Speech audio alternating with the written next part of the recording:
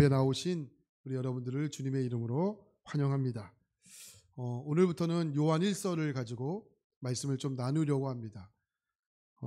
저에게 있어서 교회는 어렸을 때 그 어른들의 싸우는 장면이 가득했던 곳이었습니다. 소리 지른다고 혼나고, 예배 시간에 떠든다고 혼나고, 장난친다고 혼나고, 뒤에 가서 손들라 그러고 막 그랬어요. 그러니까 교회는 저에게 있어서 매우 그 힘든 곳보다도 뭐라 그럴까요? 교회는 저에게 무서운 곳이었어요. 근데 그와 다르게 교회는 무서운 곳이었는데 저는 교회 가는 것을 매우 좋아했습니다. 교회 가는 것을 행복해했습니다. 요즘 여러분 전도가 안 된다고 많이들 이야기하지 않습니까? 전도가 왜 안 될까요? 다양한 이유가 있을 수 있죠. 첫째는 전도를 안 하기 때문에 그렇습니다. 또 이건 변명의 여지가 없죠.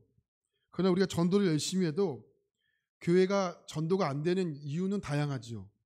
그 첫 번째 이유는 교회가 가지고 있는 좋지 않은 이미지가 크게 작용하고 있기 때문에 그렇습니다. 여러분들이 생각할 때 교회는 어떠한 곳입니까? 저는 목사지만 만나는 분들과 함께 이야기를 나누고 꼭 마지막에 기도를 해드립니다. 그러니까 만나는 사람들과 이야기를 하다 보면 간혹 가다가 조심스럽게 이렇게 이야기하는 분들이 계세요.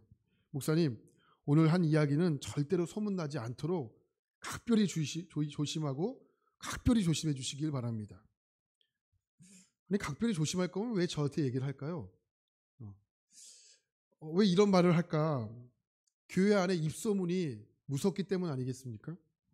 그러니까 이 말을 듣고 기도를 해주면 그때부터 제 안에는 이 말이 소문이 나면 안 될까라는 조심성이 매우 큽니다. 근데 여러분, 초대교회에 터툴리안이라는 교부가 있었는데 이 교부는 만나는 사람들마다 항상 이렇게 전도했다고 해요. 예수 믿는 사람처럼 서로 사랑하며 돕는 사람들을 본 적이 있습니까? 이것이 초대교회의 전도의 방법이었대요. 예수 믿으세요 이게 아니고 예수 믿는 사람처럼 서로 사랑하며 돕는 사람들을 본 적이 있습니까? 그러니까 이것이 초대교회의 전도의 방법이었는데 이 방법에 대해서 이의를 제기하는 사람들이 없었다는 거죠. 여러분, 지금 우리가 사는 세상을 흔히 험한 세상 또는 악한 세상 이렇게 이야기를 합니다. 이 세상을 알켜 이 세상이 참 좋은 세상이야, 행복한 세상이야 이렇게 말하기는 어렵죠. 모든 성경이 다 마찬가지지만 특별히 우리가 함께 읽었던 요한 1서라는 성경은 우리 그리스도인들이 특별히 세상에서 어떻게 살아가야 하고 어떠한 존재이고 이 악한 세상 속에서 무엇을 해야 하는지를 명확하게 설명하고 있는 성경 중에 하나입니다. 여러분, 예수를 믿는 우리가 이 험한 세상을 살아가죠. 여러분, 이 험한 세상을 살아갈 때 많이 힘들고 어렵습니다.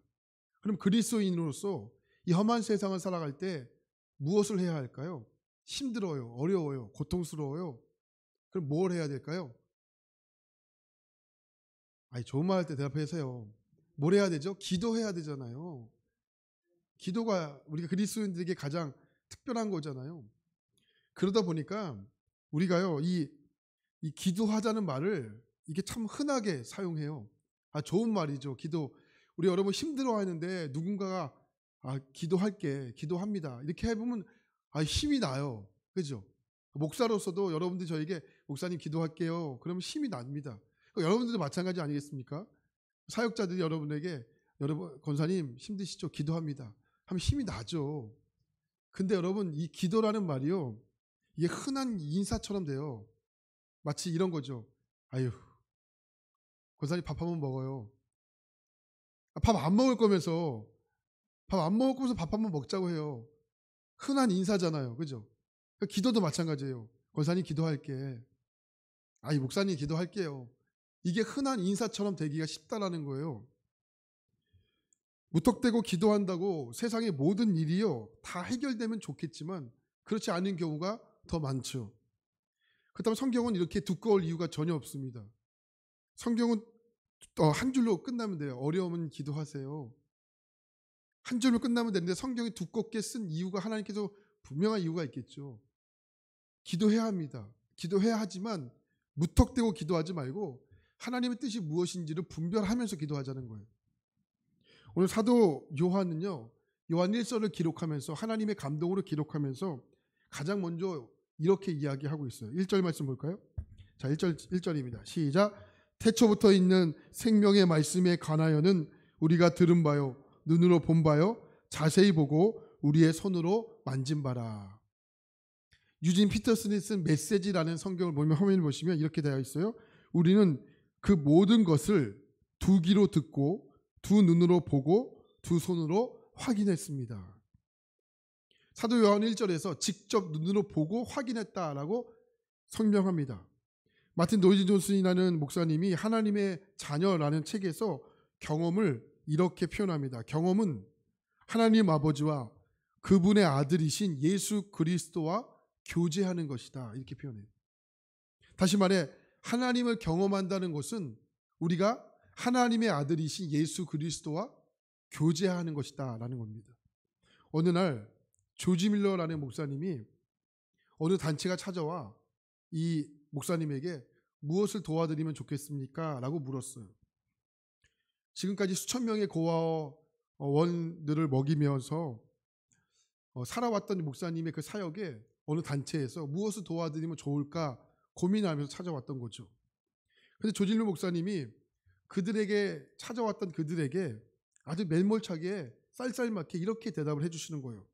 그 방법에 대해서는 저에게 묻지 말고 하나님께 직접 물으시고 그 응답을 받고 찾아오시면 됩니다. 아니 도움을 구하러 찾아왔던 분들에게 그냥 고맙다고 표현하면 되지 않습니까? 근데 아주 쌀쌀맞게 이렇게 대답을 하신 거예요. 근데 이 조지 밀러 목사님에게는 아주 중요한 신앙의 자세가 있었어요. 이 당시에 영적인 신앙의 흐름 속에는 기도해도 응답해 주시는 하나님을 진짜 믿지 못하는 신앙의 흐름이 있었어요.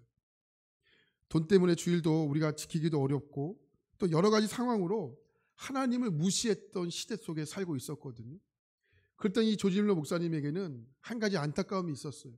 하나님은 살아계시고 하나님을 함께 하시고 우리 안에 계시고 우리를 도우시는 분이시는데 그 하나님을 매일 일상 속에서 경험하지 못하는 사람들의 모습을 보면서 안타까움이 있었던 거죠.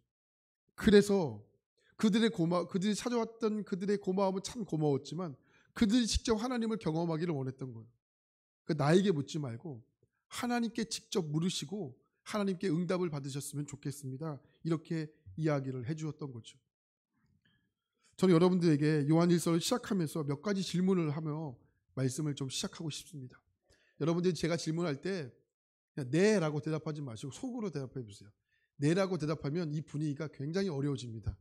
네라고 하지 마시고 속으로 하세요. 손도 들지 마세요. 손도 움찔하지 마세요. 그냥 마음속으로. 아시겠습니까? 첫 번째는 여러분 하나님의 살아계심을 믿으세요? 아멘 하지 마시라니까요. 네 하지 마시라고 속으로 그래 속으로 착 묻어주세요. 속으로. 네. 자, 예수님께서 십자가에 죽으시고 부활하신 것을 믿으세요? 십자가에서 나의 모든 죄가 해결됐음을 믿으십니까? 성령님이 여러분 안에 함께 하심을 믿으세요? 여러분 지금 천국에 갈 확신이 있으세요? 영원한 천국과 지옥이 있다고 믿습니까? 주일 예배는 빠지지 않죠? 그럼 말씀은 읽어본 적은 있으시죠? 여러분 우리 예수를 믿으면 이 질문에 있어서는 100% 네라고 대답할 수 있습니다. 하지만 교회를 다니는 사람들 중에도 예수를 믿는 사람은 몇 프로일까요? 그러니까 우리가 교회를 다니는 것이 곧 예수를 믿는다라는 착각이 있어요. 사도 요한은 오늘 말씀에서 예수님 직접 보았대요. 예수님을 직접 만졌대요. 자, 1절에서 언급하고 있는 이 생명의 말씀이라는 표현은 바로 예수를 가리키는 겁니다. 사도 요한은 특별히 유난히 예수님과 친했어요. 우리가 요한복음을 읽어보면 자신을 가리켜 나는 예수님께 사랑을 받는 제자다라고 자신이 직접 표현해요. 예수님을 직접 보았고 예수님을 만졌다는 말은 사도 요한이 이 말을 쓰면서 나와 예수님과의 관계를 과시하려고 썼던 말이 아닙니다. 이 말을 썼던 이유는 이 성경을 읽은 모든 사람들이, 다시 말하면 예수를 믿는 사람들이 예수님과 이런 경험적인 관계가 될 수 있다는 것을 말하고 싶어서 쓴 겁니다. 그래서 오늘 말씀 3절을 보면 우리가 보고 들은 바를 너희에게 전함은 너희로 우리와 사귐이 있게 하려 함이니 우리의 사귐은 아버지와 그의 아들 예수 그리스도와 더불어 누림이라 이렇게 표현하죠. 여기 더불어 누림이다라는 표현은 쉽게 말하면 우리가 사도 요한처럼 예수님과 관계를 가질 수 있다는 거예요. 무슨 말일까요? 여러분의 일상 속에서 예수 그리스도께서 안 계신 분이 아니고 시퍼렇게 살아계시고 선명하게 보이는 분이라는 것을 사도 요한이 오늘 말씀에서 우리에게 표현하는 겁니다. 자, 여러분에게 묻겠습니다. 자, 그렇다면 여러분들은 이제 예수를 여러분의 마음속에 구주로 영접하시고 여러분 안에 예수님이 계시다라고 믿는 분 아니겠습니까? 그러면 여러분들은 여러분의 삶에서 얼마나 예수님과 함께 살아가고 계십니까? 얼마나 예수 그리스도와 친하게 지내고 계십니까? 교회를 다니다 보면요, 별의별 사람들을 다 만나요. 첫 번째, 성경이 하나님의 말씀인 것을 전혀 믿지 않는데 예수를 믿는데요. 십자가의 복음을 받아들이지 않으면서도 예수를 믿는데요. 맞습니까? 어떻게 하나님의 말씀인 성경이 하나님의 말씀인 것을 믿지 않으면서 우리가 예수를 믿을 수 있을까요? 십자가의 복음을 우리가 받아들이지 않으면서 어떻게 예수를 믿을 수 있을까요? 요즘 담임 목사님께서 요한계시록에 가지고 성경을 이렇게 설교를 하시고 계시지 않습니까?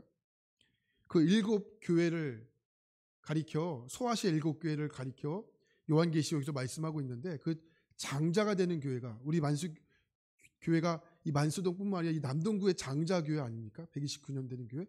그 소아시아의 장자가 되는 교회가 이 에베소 교회예요. 이 에베소 교회가 진짜 대단한 교회였거든요. 신앙을 철저히 지켰어요. 이단과 싸워 교리를 지켰습니다. 그러니 얼마나 훌륭한 교회입니까? 예수님께서도 잘했어, 너희 교회를 칭찬해, 이렇게 말씀해 주셨거든요. 그런데 말이죠, 에베소 교회를 향해서 예수님께서 아주 무섭게 책망을 하셨어요. 그 책망의 이유가 뭐냐면 요한계시록 2장 4절을 보면 그러나 책망할 것이 있나니 너희 처음 사랑을 어떻게 해요? 버렸다. 그러면서 하시는 말씀이 2장 5절에 요한계시록 2장 5절에 화면에 보시고 같이 한번 읽겠습니다. 시작. 그러므로 어디서 떨어졌는지를 만일 그러지 아니하고 회개하지 아니하면 내가 내게 가서 내 촛대를 그 자리에서 옮기리라. 예수님께 칭찬을 받았어요. 잘했다. 근데 예수님께서 2장 5절에서 갑자기 급변하세요. 예수님께서 뭐 다혈질이십니까? 아니죠. 예수님께서 2장 5절의 말씀 보니까 어디서부터 떨어졌는지를, 다시 말하면 어디서부터 나와 멀어졌는지를 생각하라는 거예요. 어디서부터 나와 멀어졌는지를 생각하고 그냥 그것을 생각만 하고 끝내지 말고 반드시 뭐 하라는 거예요? 회개하라는 거예요. 할렐루야. 회개해야지만 그 예수 그리스도에서 만났던 그 감격을 누릴 수 있다는 거예요. 그러니까 뭐예요? 죄가 그렇게 무서운 거예요. 죄가 하나님과 우리와의 관계를 반드시 단절시킵니다. 그러니 뭐예요? 회개해야 된다. 회개해야 된다. 회개하지 아니하면 촛대를 옮기시겠다는 거예요. 뭐 촛대를 다양하게 해석할 수 있겠지만 이 촛대를 옮기신다는 말이 얼마나 무서운 말입니까? 에베소 교회는요, 여러분 신앙을 철저히 지켰던 교회예요. 이단과 싸워 그 교회를 지켜냈던 교회였다고요. 이 교회가 교리적으로 훌륭하지 않습니까? 이 교회가요 역사적으로 훌륭하지 않는 교회예요? 이 교회가 신앙적으로 훌륭하지 않는 교회입니까? 다 아니라는 거예요. 근데 예수님께서 무서하게 책망하십니까? 왜입니까? 예수님과의 교제를 등한시했다는 거예요. 말씀을 읽어도 그냥 읽은 거예요. 이 말씀이 살아있는 말씀이고 예수 그리스도께서 꿈틀거리고 내 안에 계신 예수 그리스도라고 여기지 않고 그냥 읽으라니까 읽은 거예요. 이 말씀에서 은혜 받으려고 준비를 하지 않죠.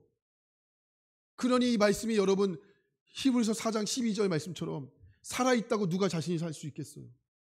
이 말씀이 오늘 내 삶을 바꾸겠다고 누가 자신 있게 고백할 수 있냐는 거예요.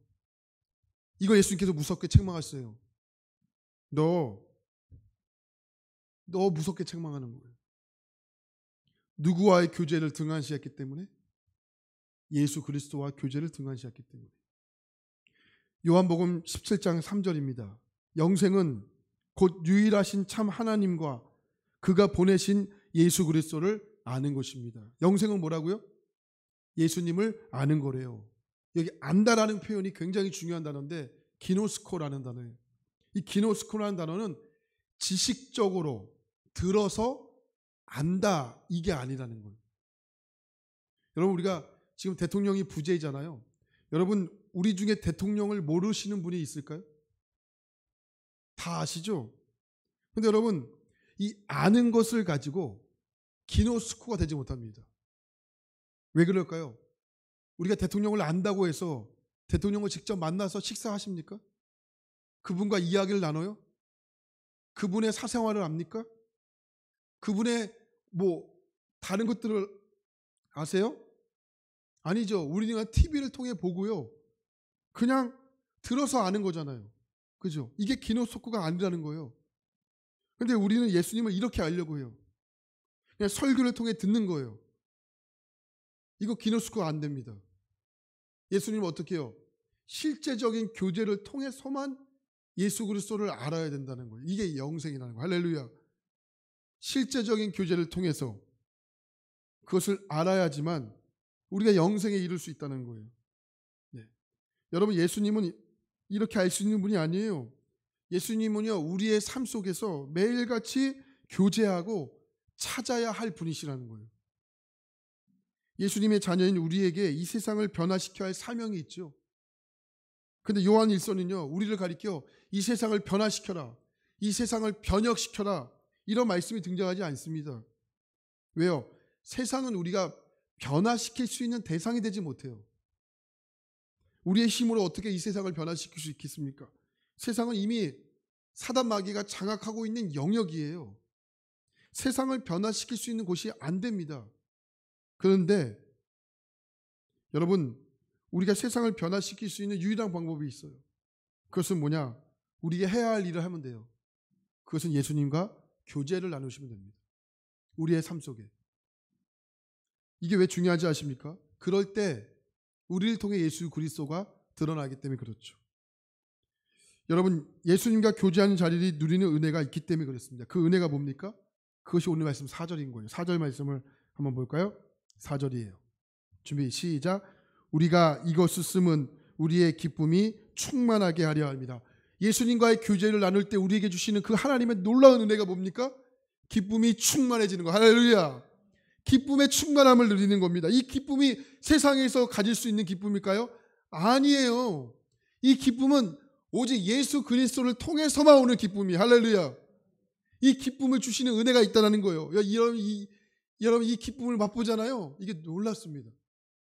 여러분 이 기쁨을 맛보잖아요. 세상에 주는 기쁨과 비교할 수 없습니다.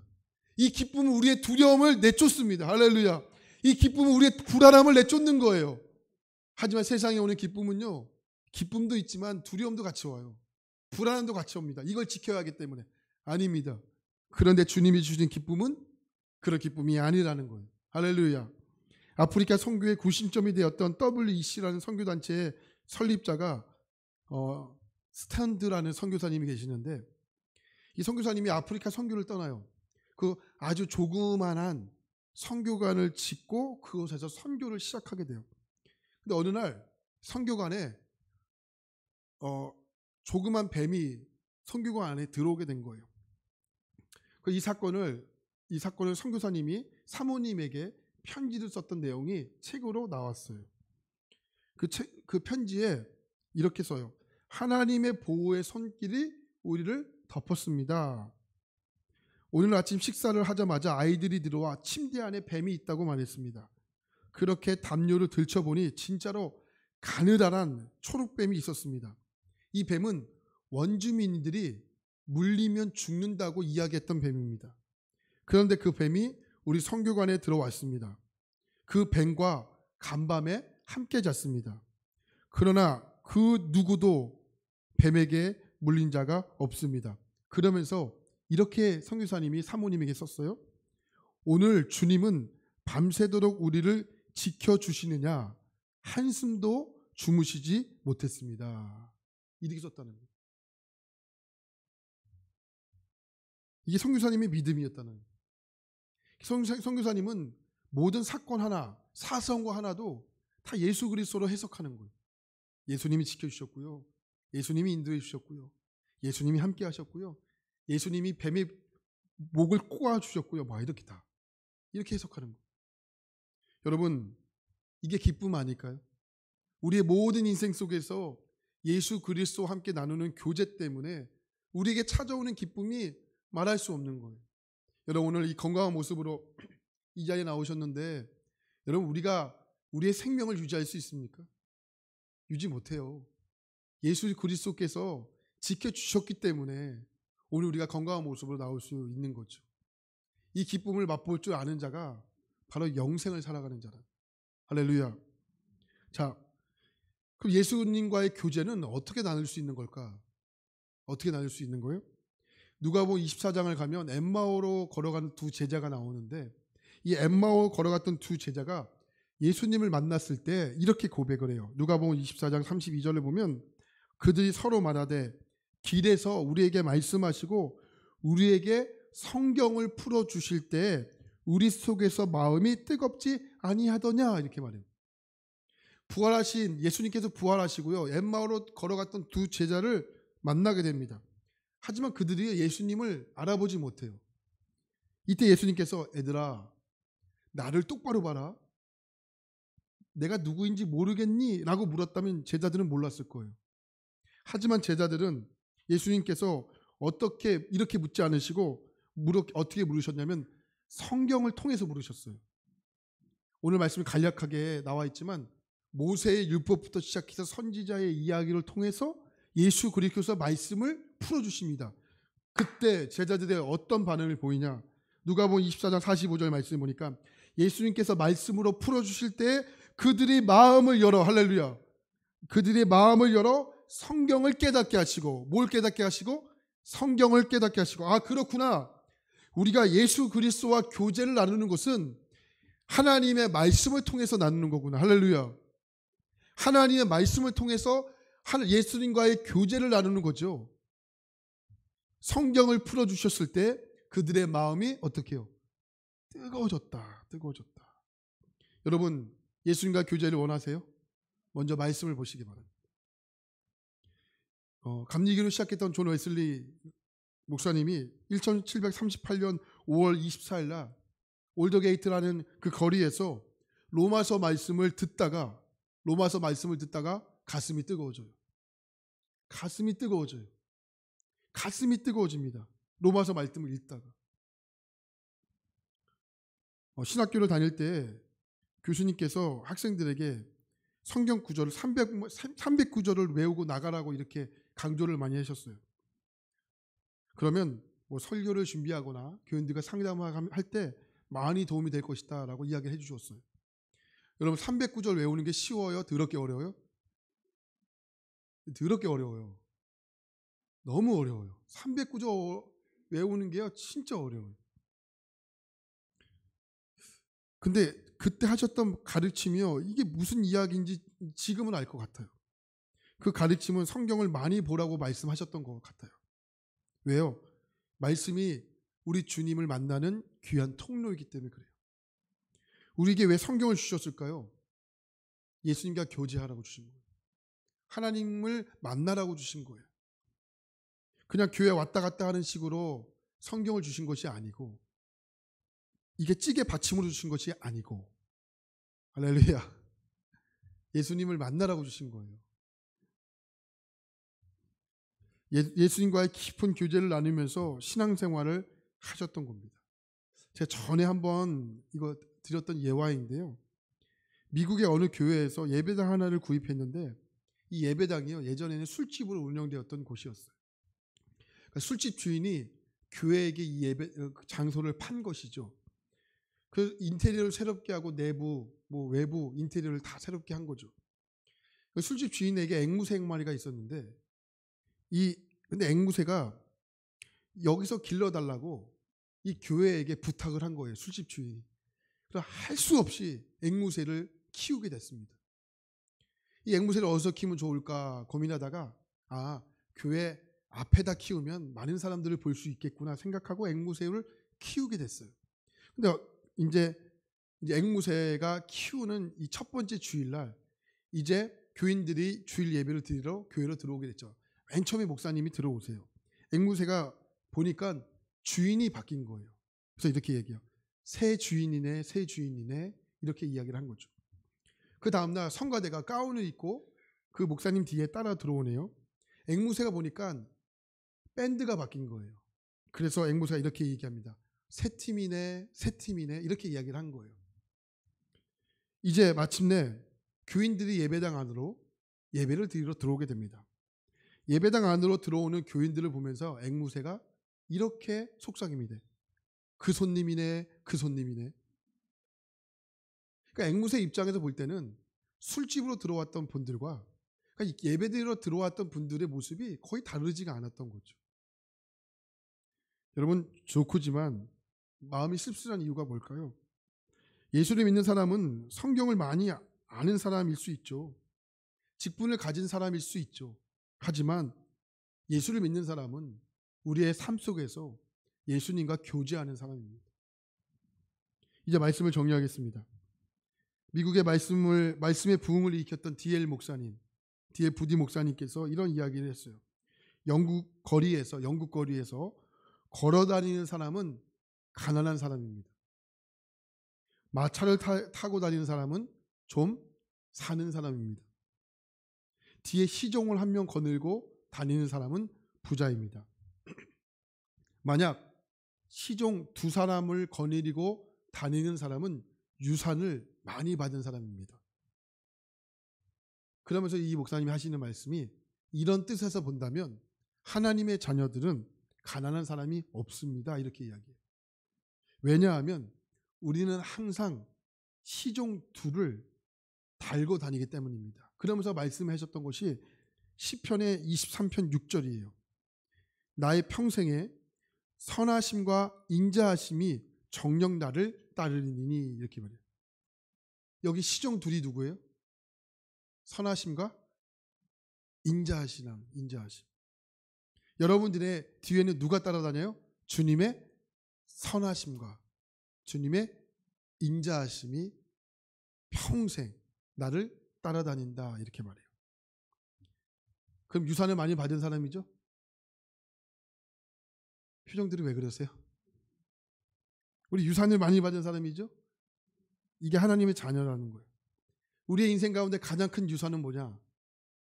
예수 그리스도라는 거예요. 어버이 주일이죠? 오늘 어버이 주일을 지킵니다. 여러분 가운데 자녀들에게 남길 가장 큰 유산은 예수 그리스도예요. 예수 그리스도를 남겨주십시오. 그것이 가장 큰 유산입니다. 성경에서 말하는 가장 큰 유산은 예수 그리스도입니다.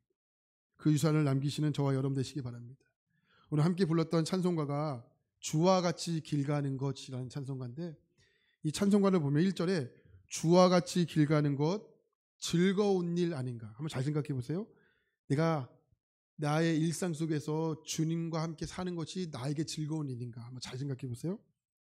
우리 주님 걸어가신 발자취를 걷겠네.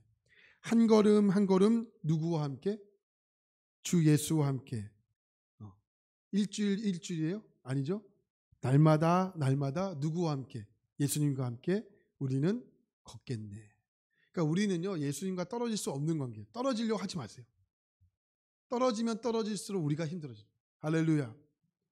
매일같이 우리 주님과 함께 즐거워하시고 주님이 주시는 그 깨달음을 통해서 은혜 주시는 기쁨으로 하루하루 살아가면서 승리하시는 저와 여러분이 될 수 있기를 간절히 축원합니다. 하나님 감사합니다. 고맙습니다. 오늘도 말씀을 통해서 주시는 은혜들이 있을 거라고 봅니다. 그 은혜들을 잘 간직하게 하시고 머릿속에서만 말씀을 남기지 않고 그 들은 말씀이 내 가슴에 잘 장착되게 하셔서 하나님 한 주간도 우리 예수님과 동행하게 하시고 그 예수님으로 인하여 승리하는 삶을 살아가도록 도와주옵소서. 예수님 안에는 기쁨이 충만하다 말씀합니다. 세상이 주는 기쁨이 아니고 세상에부터 오는 즐거움이 아니고 오직 예수 그리스도께서 오는 기쁨이 우리 가운데 충만하게 기도합니다.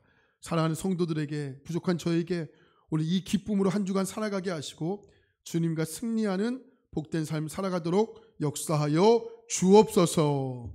예수님의 이름으로 기도합니다. 아멘.